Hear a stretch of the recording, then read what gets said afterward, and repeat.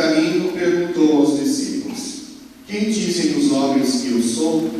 Eles responderam: alguns dizem que tu és João Batista, outros que és Elias, outros ainda que és um dos profetas. Então ele perguntou: e vós, quem dizeis que eu sou? Pedro respondeu: tu és o Messias. Jesus proibiu-lhe severamente de falar a alguém a seu respeito. Em seguida, começou a ensiná-los, dizendo que o Filho do Homem devia sofrer muito, ser rejeitado pelos anciãos, pelos sumos sacerdotes e doutores da lei. Devia ser morto e ressuscitar depois de 3 dias. Ele dizia isso abertamente. Então Pedro tomou Jesus à parte e começou a repreendê-lo.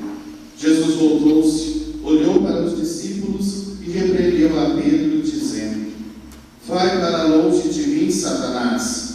Tu não pensas como Deus, e sim como os homens. Então chamou a multidão com seus discípulos e disse: se alguém me quer seguir, renuncie a si mesmo, tome a sua cruz e me siga. Pois quem quiser salvar a sua vida, vai perdê-la. Mas quem perder a sua vida por causa de mim e do Evangelho, vai salvá-la. Palavra da salvação. Glória a vós, Senhor.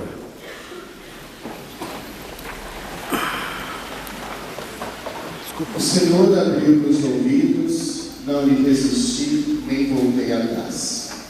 Este primeiro versículo do livro de Isaías, lido hoje, nos faz lembrar do Evangelho de domingo passado. Vocês lembram? Faz pergunta difícil a essa hora.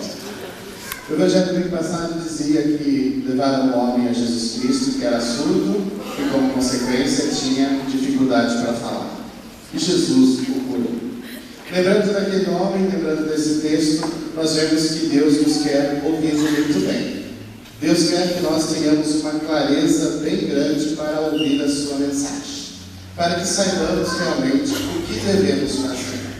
Se nós não estudarmos direito, pode ser que não entendamos a mensagem de Deus. E aí possamos nos desviar do caminho, ou podemos nos desviar do caminho. Podemos desistir diante das dificuldades, ou podemos até anunciar alguma coisa que achamos ser de Deus, mas que não é. Se tivermos clareza da mensagem do Senhor, se nós tivermos clareza da nossa missão, nós vamos ser como este profeta, segundo Isaías, que, diante das dificuldades, não volta atrás, não abaixa a cabeça, não desiste.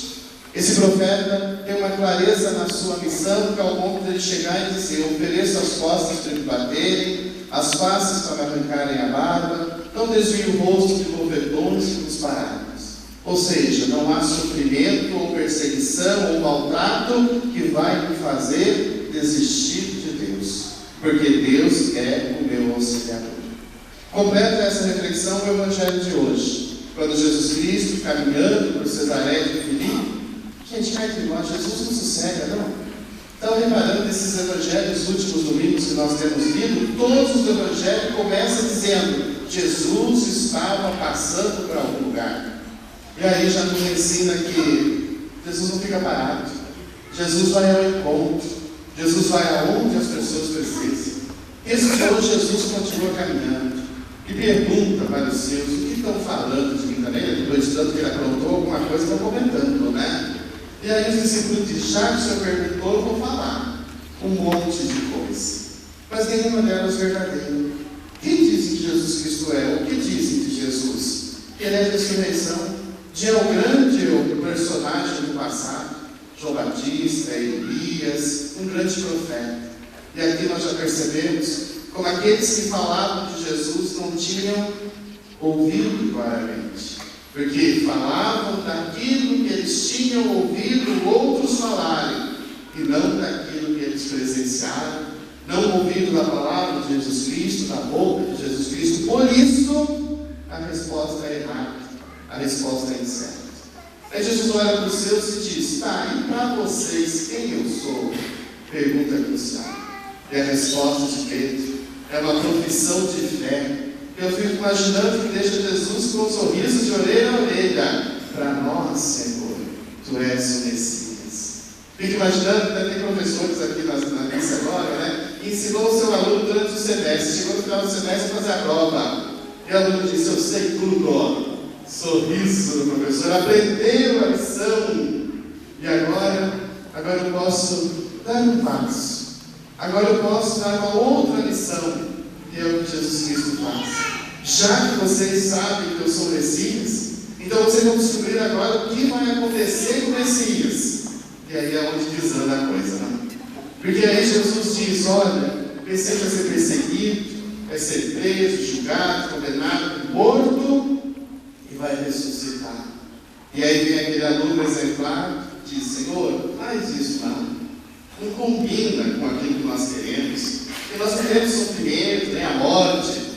E aí a reação de Jesus, aí eu fico imaginando, você sabe que eu tenho imaginação fértil, né? Aquele sorriso de Jesus, depois de uma resposta dessa de Pedro, não aprendeu nada. Ouviu, viu, mas não aprendeu. E por que Pedro não aprendeu? Porque apesar dele ainda acredito, tu és o Messias, a imagem de Messias de Pedro era muito forte, conforme a do povo. O Messias vai vir com grande esplendor, transformando esta realidade no estalar de dedos. Ele vai vir, queridos irmãos, diz Pedro, quando ele fala do Messias, como aquele que restaura, aquele reino glorioso de Davi lá do passado. E de repente Jesus chega e diz: cai na real, filho. Não vai ter mais isso. O Messias vem para dar a vida, para transformar a realidade, não mudar a situação. Eu fico dizendo nesse texto, pelo menos para mim é isso, que a compreensão de Pedro é: hoje nós somos aqueles que sofrem. Quando o Messias restaurar o reino, nós é que vamos fazer os outros sofrer. Sabe como aquela ideia de que hoje eu sou um oprimido, amanhã, quando eu estiver lá no cargo, ai daqueles que estiver sob meu cuidado, ou sobre a minha ordem. É como se dissesse assim: hoje eu sou tão explorado, mas quando eu puder, coitado daqueles que me exploram. Essa é a compreensão de Pedro. E aí Jesus Cristo dizer para ele: Pedro, nós não queremos esta realidade. O projeto do meu Pai não é onde existem explorados, exploradores, oprimidos, opressores. O projeto do meu Pai é onde todos se respeitam como irmãos. A expressão que eu uso é: o que Jesus Cristo quer não é que o chicote seja trocado de mão. Aquele que apanhava agora bate, aquele que batia agora apanha. Resumindo, continua a mesma coisa, somente o chicote que mudou de mão. Jesus quer a destruição do chicote. Jesus não quer ninguém batendo, como Jesus também não quer ninguém apanhando. Jesus quer todos se respeitando. Eu acredito que exista outro meio de nós vivermos segundo os critérios de Deus. E é por isso que Jesus dá a impressão que está até irado. Vai para longe, Satanás. Expulsando Pedro, não, mas expulsando a ideia que Pedro tem. E que muitas vezes nós também temos. Por isso nós precisamos nos aproximar muito de Jesus Cristo, para que nós ouçamos claramente a mensagem dele. E aí no finalzinho do Evangelho de hoje, que pega Jesus dizendo: quem quer ser um discípulo, renuncie a si mesmo, tome a sua cruz e me siga. Poderia ficar somente na primeira parte, né? Seria tão bom, né? Quem quiser ser um discípulo, renuncie a si mesmo, ponto. Ai, mas Jesus complica a vida da gente, né? Renuncie a si mesmo, tome a sua cruz. E o que é renunciar? Meus irmãos, não é deixar de existir, não é anular, mas é dizer: o outro é mais importante, não me importa com isso. Se o outro chegar primeiro, se o outro passar na minha frente, não tem problema. Eu não vou me sentir menor por causa disso. Em alguns casos mais radicais, a gente diz: olha, eu saio daqui do lado para que você possa passar. Porque não me importa se eu estou no primeiro, no segundo, no terceiro, no último lugar. O que me importa de verdade é fazer a vontade do Pai. E tomar a cruz, o que é que significa? Enfrentar os desafios. Eu sei que ninguém procura a cruz. Porque se alguém procurar, também sou errado, né? Vai ser que gosta, uma dorzinha, mas acho que não é melhor pensar nesse caso. Entendeu? Mas a gente tem que enfrentar os desafios, enfrentar os sofrimentos. de cabeça erguida, como o profeta Isaías. Eu não me importo do sofrimento, porque eu sei que Deus está do meu lado, me auxiliando, porque Ele é o meu auxiliador. Ouvindo claramente a mensagem do Senhor, nós nunca vamos duvidar disso, de que Deus caminha ao nosso lado, não colocando cruzes nas nossas costas. Tem uma bronca de ouvir pessoas dizendo assim: Deus não dá uma cruz maior do que a nossa força, porque eu não sei os outros deuses, mas o meu Deus, que é o Deus de Jesus Cristo, não dá cruz. Ele dá força para carregar a cruz que a vida põe nas nossas costas. É isso que o nosso Deus faz. E se nós confiarmos, temos uma fé muito clara, nós vamos conseguir carregar esta cruz de cabeça erguida, olhando para o horizonte, porque nós sabemos que ela é passageira.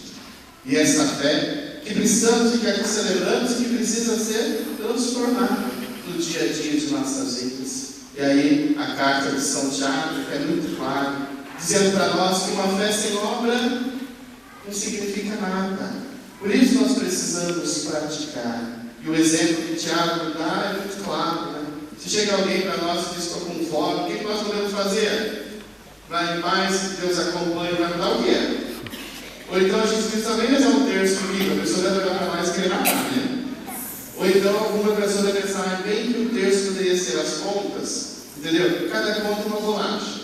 Eu rezo uma Ave Maria com uma bolacha, rezo uma Ave Maria com uma bolacha, rezo o Pai Nosso com café com leite. Aí até que dá para rezar. Mas se não, queridos irmãos, não dá. Precisamos primeiro matar a fome. Precisamos primeiro sanar a necessidade das pessoas, para depois sim dizermos: vamos agradecer ao Senhor por aquilo que Ele nos dá. Providência de Deus, nesta missa de hoje, muitas pessoas trouxeram os alimentos e formam as cestas básicas para ajudar as famílias atendidas pela paróquia. Então hoje eu posso olhar para vocês, diz que orgulho é pecado, mas hoje eu peço perdão a isso. Eu me sinto orgulhoso de poder olhar para essa paróquia e dizer: a paróquia de Nossa Senhora das Graças já está fazendo isso que Tiago está nos pedindo. São 68 famílias que esse mês receberam a cesta básica. Se nós contarmos aí 5, 6 pessoas por família, vamos dar mais de 300 pessoas sustentadas pela paróquia de Nossa Senhora das Graças. Por quê? Porque nós rezamos, mas também praticamos a fé. Então eu só tenho que dizer a vocês: parabéns por já exercer este trabalho de partilhar e de ajudar aqueles que necessitam. E fica o chamado para nós. Já que isso fazemos, Jesus Cristo diz: vamos dar um passo a mais, vamos nos tornar melhores, vamos buscar ser como Deus é, ser bom em todas as dimensões. Isso desafio for grande, ouça Isaías dizendo: Deus é o meu auxiliador, e com Ele eu posso tudo. Louvado seja nosso Senhor Jesus Cristo. Creio em Deus Pai Todo-Poderoso, Criador do céu e da terra, e em Jesus Cristo, seu único Filho, nosso Senhor, que foi concebido pelo poder do Espírito Santo, nasceu da Virgem Maria, padeceu sob Pôncio Pilatos, foi crucificado, morto e sepultado, desceu à mansão dos mortos, ressuscitou ao terceiro dia, subiu aos céus, está sentado à direita de Deus Pai Todo-Poderoso, onde há de julgar os vivos e os mortos. Creio no Espírito Santo, na Santa Igreja Católica, na comunhão dos santos, na remissão dos pecados, na ressurreição da carne, na vida eterna. Amém. Senhor Deus, a fé sem obras é estéril, é morta. Fazendo sensíveis e solidários com aqueles que necessitam de nossos dons e de nossos bens, para que, como Pedro,